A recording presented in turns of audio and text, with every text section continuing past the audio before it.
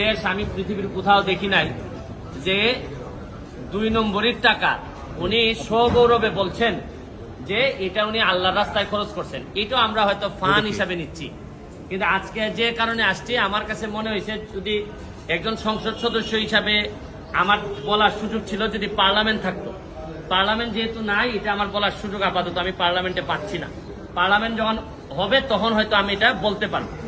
এখন আমি একজন ব্যারিস্টার হিসাবে আমার বিভিন্ন আইনগত ব্যবস্থা নেওয়ার সুযোগ আমার আছে। এখানে পিএসসির চেয়ারম্যান সাহেবের ড্রাইভার উনি প্রশ্নপত্র ফাঁসের সাথে জড়িত, এর মধ্যে উপসহকারীও আছেন। তো উনি ড্রাইভার থাকাকালীন সময়ে পিএসসির চেয়ারম্যান অনেকেই ছিলেন। এখন প্রশ্ন হচ্ছে গিয়ে যে পিএসসির চেয়ারম্যানরা যারা যারা ছিলেন তারাই এই দায় এড়াইতে পারেন কিনা, তারা এটার সাথে যুক্ত ছিলেন কিনা। এখন আমার ড্রাইভার আমার যদি ব্যবসাপাতি করে